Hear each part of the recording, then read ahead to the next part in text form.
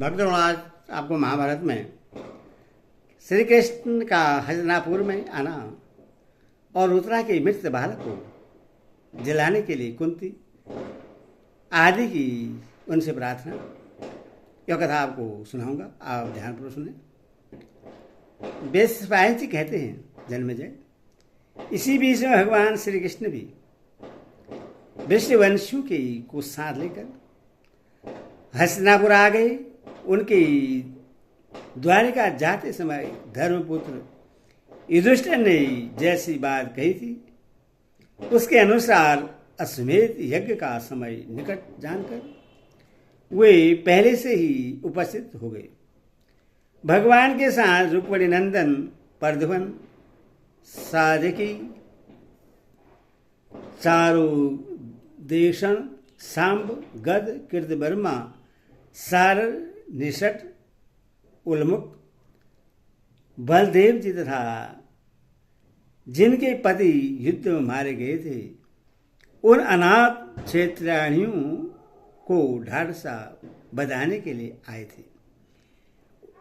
इनके ही आने का समाचार पाकर राजा धीरराष्ट्र तथा महामना विदुर जी ने आगे बढ़कर विधिवत स्वागत किया।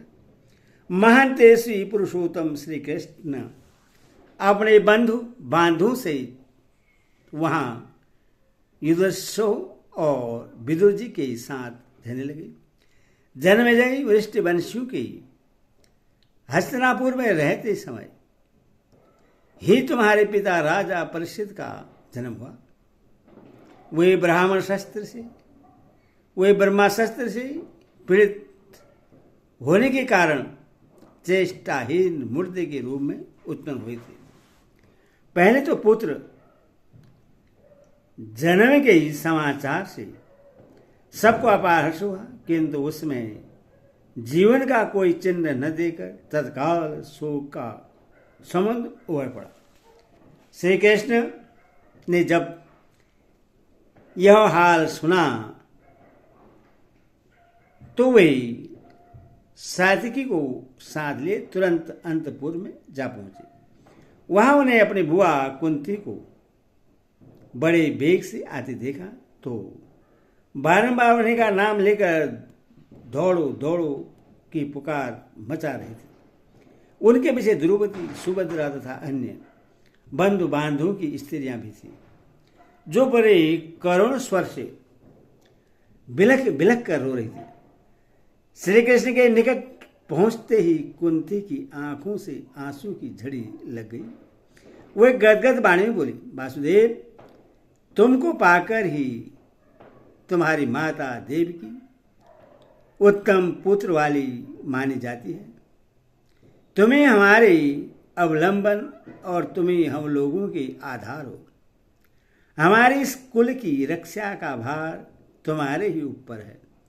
देखो, यह तुम्हारे भांजे अभिमन्यु का बालक है, जो अश्वत्थामा के प्रयत्न से मरा हुआ ही उत्पन्न हुआ है। केशव, इसको जीवन दान दो। अश्वत्थामा ने जब सींग के बाण का प्रयोग किया था उस समय तुमने यह प्रतिज्ञा की थी कि मैं उत्तरा के मरे हुए बालक को भी जीवित कर दूंगा। बेटा, यही वह बालक है जो मरा हुआ ही पैदा हुआ है। इसके ऊपर दृष्टि डालो। इससे जीवित करके उत्तरा, सुभद्रा और द्रौपदी सहित मेरी रक्षा करो। युधिष्ठिर, भीमसेन, नकुल और सहदेव के भी प्राण बचाओ। मेरे और पांडवों के प्राण इस बालक के ही अधीन हैं। मेरे पति तथा ससुर के पिंड का भी यही सारा है। इसे जीवन देकर परलोकवासी अभिमन्यु का भी पीड़ करो। श्री कृष्ण, मेरी बहुरानी उत्तरा अभिमन्यु की पहले की कही हुई एक बात अत्यंत प्रिय होने के कारण बार बार दोहराया करती है। अभिमन्यु ने कभी उत्तरा से स्नेहवश कहा था, कल्याणी, तुम्हारा पुत्र मेरे मामा के यहाँ वृष्टि एवं अंधो कुल में जाकर धनुर्वेद नाना प्रकार के अस्त्र तथा संपूर्ण नित्य शास्त्र शिक्षा प्राप्त करेगा। सुभद्रा कुमारी की कई हुई यह बात निसंदेह सत्य होनी चाहिए। मधुसूदन, इस कुल की भलाई के लिए हम सब तुम्हारे पैरों पड़कर भीख मांगते हैं। इस बालक को जिलाकर कुरुवंश का कल्याण करो।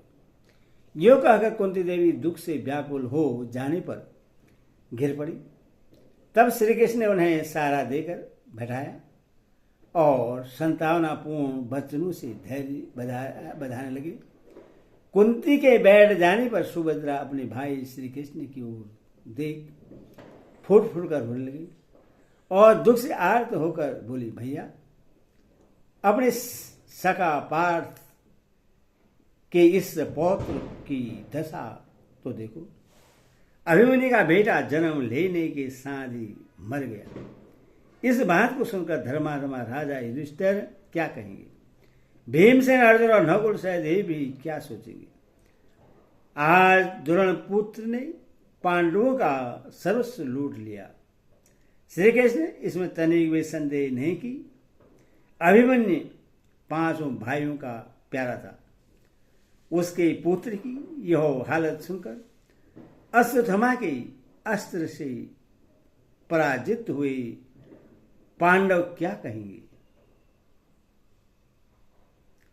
अभिमन्यु का पुत्र मरा हुआ उत्पन्न हो, इससे बढ़कर दुख की बात ही क्या हो सकती है? भैया, मैं तुम्हारे चरणों में पढ़कर तुम्हें प्रश्न करना चाहती हूँ। कुंती और द्रौपदी भी तुम्हारे पैरों पर पड़ी हुई हैं। इन सब की ओर देखो।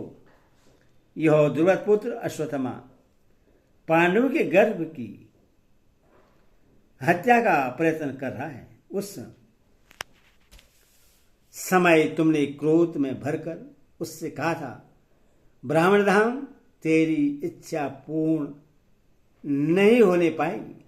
मैं अर्जुन के पौत्र को अपने प्रभाव से जीवित कर दूंगा। यह बात मैं सुन चुकी हूं और तुम्हारे बल को भी मैं अच्छी तरह जानती हूं। इसीलिए चाहती हूं कि तुम प्रयत्न हो जाओ, जिससे अभिमन्यु के पुत्र को जीवन मिले। यही प्रतिज्ञा करके भी तुम अपना वचन पूरा नहीं करोगे।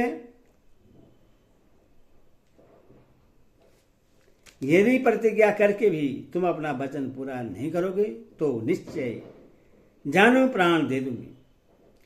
यदि तुम्हारे जीते जी अभिमन्यु के बालक को जीवन दान मिला तो तुम मेरे किस काम आओगे? जैसे बादल पानी बरसाकर सूखी खेती को भी हरी भरी कर देता है, उसी प्रकार तुम अभिमन्यु के मरे हुए बालक को जीवित कर दो।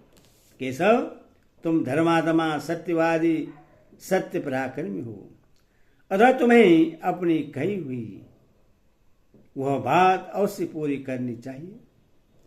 श्री कृष्ण, तुम चाहो तो मृत्यु के मुख में पड़े हुए तीनों लोगों को जिला सकते हो, फिर अपने भांजे के इस प्यारे पुत्र को जीवित करना तुम्हारे लिए कौन बड़ी बात है? मैं तुम्हारे प्रभाव को जानती हूं, इसलिए प्रार्थना करती हूं कि पांडवों पर अनुग्रह करो। भैया, तुम्हारी बड़ी भाएं हैं। तुम यह समझकर कि यह मेरी बहन है अथवा जिसका बेटा मारा गया है वह दुखिया माँ है, या शरण में आई हुई एक ऐसा अबला है, मेरे ऊपर दया कर। हरि ओम।